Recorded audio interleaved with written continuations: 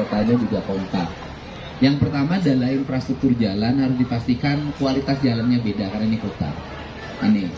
Yang kedua adalah sanitasi lingkungan, kita harus perhatikan. Kota yang semakin penduduknya besar, orangnya bertumpuk, itu sanitasinya buruk, itu kalau penyakit itu bisa menjadi dengan cepat menyebar. Ini yang harus menjadi fokus. Yang ketiga adalah pengelolaan sampah, kan kita sudah bicara untuk mengembangkan pengelolaan sampah mandiri setiap kelurahan, setiap kecamatan, sehingga tidak perlu lagi ada diangkut keluar. Nah, ini menjadi rumusan. Yang berikutnya adalah penyelesaian kemacetan. Selain penataan infrastruktur jalan, juga kita ke depan harus mulai mengarah pada tidak semua menggunakan transportasi pribadi. Harus membangun ekosistem transformasi publik yang terkoneksi antara Kota Cimahi, Kota Bandung, Kabupaten Bandung, kemudian Kabupaten Bandung Barat, dan Kabupaten Sumedang.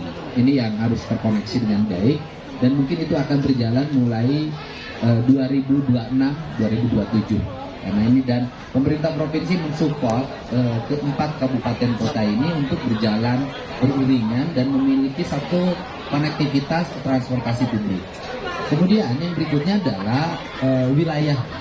Jadi dimungkinkan dalam waktu tidak terlalu lama, pertama dibikin diskusi, musyawarah antara Pemkot Cimahi, Kota Bandung, Kabupaten Bandung Barat untuk melakukan pembagian wilayah. Misalnya daerah ini di kabupaten ini ujung banget, kalau bahasa Sunda mah bujur, tapi di mata Cimahi dia adalah wajah. Nah, ini juga harus bisa dibicarakan. Ada wilayah yang bisa bersama-sama bekerja sama dengan Kota Bandung, ada wilayah yang bisa bekerja sama dengan Kabupaten Bandung dan Kabupaten Bandung Barat, sehingga dimungkinkan Cimahi wilayah teritorialnya bertambah, penduduknya juga bertambah. Ini penting dilakukan untuk apa? Agar daerah-daerah yang tidak terkelola dengan baik karena fiskal daerahnya memiliki keterbatasan, itu bisa digarap oleh kota yang paling dekat. Toh sama-sama Jawa Barat, nggak ada problem tentang itu. Nah, seluruh rangkaian itu nanti terencana, tertata, dan terkelola. Kemudian yang berikutnya adalah menyelesaikan berbagai problem lingkungan, premanisme, kenakalan remaja. Kan ini juga bagian penyakit kota yang harus secara konsisten dilaksanakan. Jadi patroli wali kotanya harus sampai ke setiap rumah, ke setiap gang, dan kemudian terkoneksi dengan baik sehingga nanti lahir anak-anak yang cerdas. Kenapa? Karena potensi anak-anak mengalami kejenuhan, mengalami depresi itu tinggi. Karena wilayah ekosistem manusianya mengalami keterbatasan lingkup. Dia sudah di rumahnya sempit, berhimpitan dengan saudaranya, masuk gang sempit, datang ke jalan macet, datang ke sekolah juga orang banyak ruangnya sempit. Nah, ini kan diperlukan sebuah orientasi berpikir untuk menata itu dengan baik.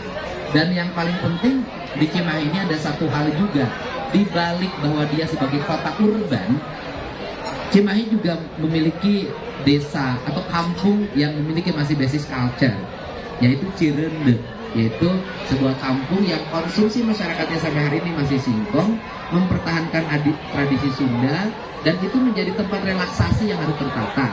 Dan saya sudah menyampaikan nanti Pak Wali Kota bersama Dinas Pariwisata Provinsi Jawa Barat untuk membranding Cirende itu. Jadi saya harapkan Cimahi itu satu, ada metropolitnya, ada pluralisme masyarakat, ada kelompok agama, kelompok budaya yang beragam, karena di sini ada orang Jawa, ada orang Palembang, ada orang Makassar, banyak di sini.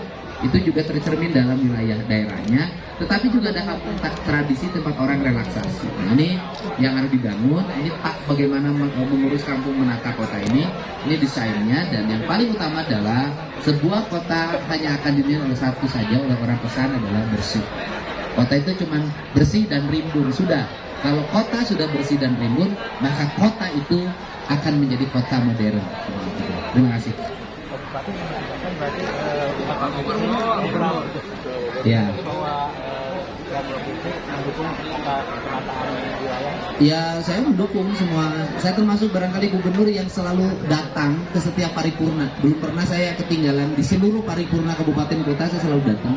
Dan selalu bertanya masalahnya apa, saya selalu bertanya masalahnya apa dan harus dieksekusi dengan cepat. Misalnya barusan Pak Kapolres menyampaikan ada wilayah jalan yang mengalami penurunan elevasinya, yang itu berpotensi menjadi longsor, menimbulkan problem. saya selalu pergeseran tanah, saya langsung jawab, sorry ini kita kerjakan, kita rapihkan.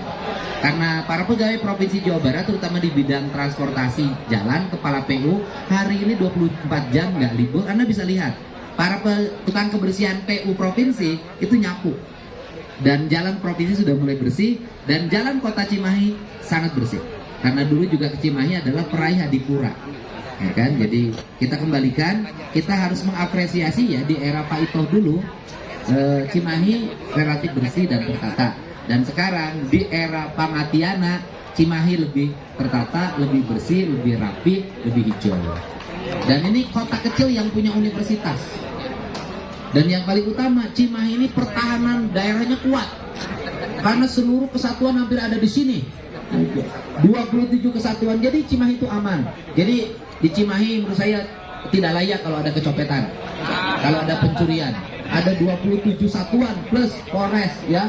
Masa masih ada kecopetan, masih ada yang mabok ya. Jadi seperti sendiri Cimahi apa bedanya gede, tidak ada kebutuhan, nah itu seperti apa? Ya heureuy itu kan. Jadi heureuy orang Sunda, Cimahi mah duit loba pangabutuh eueuh. Gitu. Kenapa? Karena wilayahnya kecil. Wilayahnya kecil, APBD-nya relatif menurut saya cukup, uang segitu 1,7. 1,7 sih cukup karena penduduknya juga cuma 600. Oh, 600 ya, tinggal ngokolakan aja gitu ya. Tinggal mengelola saja ya. Jadi nanti habis ini mungkin di awal Juli ada pertemuan para bupati wali kota di Cimahi, di Bandung Barat, Kabupaten Kota Bandung, untuk membicarakan wilayah mana yang digeser ke Cimahi apabila kabupaten kotanya berat untuk melakukan pengelolaan karena keterbatasan fiskal di wilayahnya. Bagus untuk hotel yang efisiensi berapa bagus? Ya gini, saya sih punya pandangan berbeda ya. Begini, ini kan beda. Jawa Barat itu adalah kabupaten, dan kabupaten-kabupatennya itu banyak yang tidak punya hotel bintangnya. Ya kan? Cimahi nggak punya? Nggak punya. Ini kan nggak punya, Pak. Misalnya begini, orang Ciamis nggak punya hotel bintang. Mau rapat hotel, misalnya rapatnya di kota Bandung. Nggak baik. Kenapa? Itu sama dengan memindahkan duit di daerah minus ke daerah plus. Sedangkan yang punya hotel bintang itu rata-rata kota dengan pendapatan yang sangat tinggi. Kota Bandung. Kalau Kabupaten Karawang. Ya kan?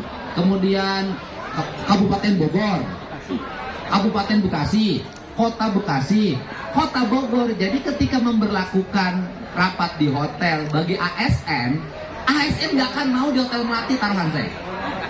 Nggak akan mau. Anggota dewan juga nggak akan mau di Hotel Melati, nggak akan mau.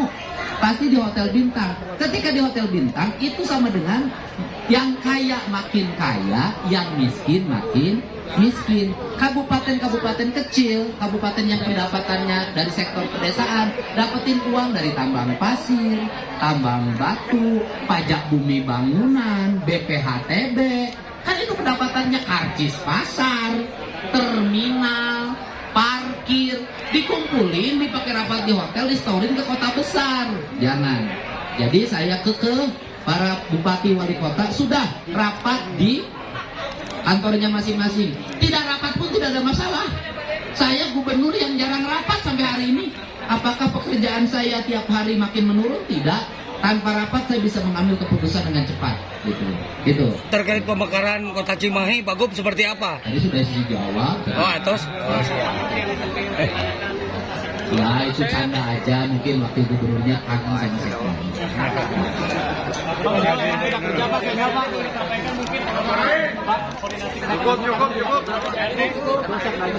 Kenapa? Oh enggak, saya boleh dong. Sekda Jabar itu cerdas loh. Dia cerdas, pandai mengambil keputusan dan eksekutor.